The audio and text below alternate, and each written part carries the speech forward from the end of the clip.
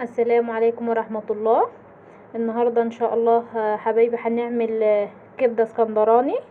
هقول لكم الطريقة ازاي. معايا نص كيلو كبدة، انا رش عليه هنا كمون وفلفل اخضر ونص معلقة فلفل اسود وفصين حبهان ومعلقة توم. دي كده طريقة الكبدة الاسكندراني، بس انا بزود بقى عليها بصل. اللي حابب يضيف بصل اوكي، اللي مش حابب خلاص.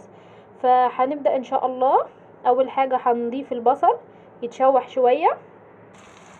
ادي هنا ضفنا البصل يتشوح شوية. اول ما يدبل هننزل عليه بالكبدة. اوكي يا جماعة، لحد البصل ما يتشوح كده شوية مع نفسه. هقول لكم على شوية حاجات كده تخص الكبدة.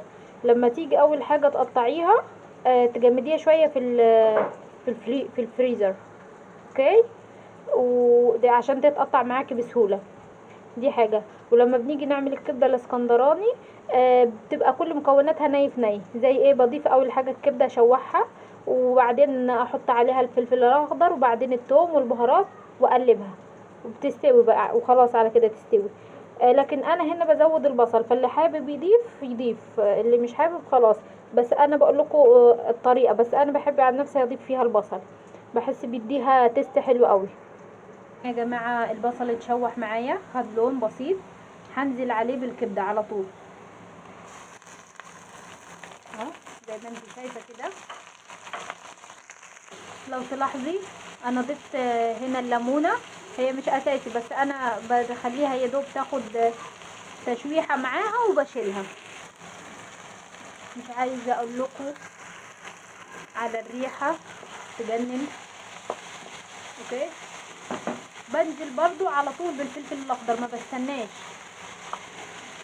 كله بيبقى ني في ني فيها، زي بتاعه العربيات اللي بره اللي احنا كلنا بنحب ناكلها دي.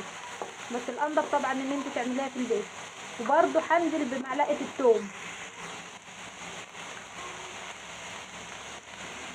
ادي معلقه الثوم والفلفل الاسود.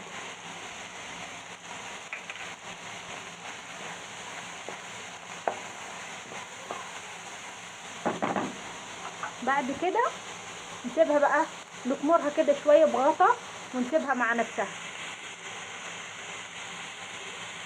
هنا يا جماعه الكبده استوت، مش عايزه اقولك على الريحه اللي هتجوعنا. اوكي، هنبدا بقى نغرفها. ادي هنا يا جماعه الكبده استوت بألف هنا وشفا. يا رب تعجبكم. ما خدتش وقت خالص معايا، بسرعه اظن. وما تنسوش بقى تعملوا لايك وتشتركوا في القناه. مع السلامه.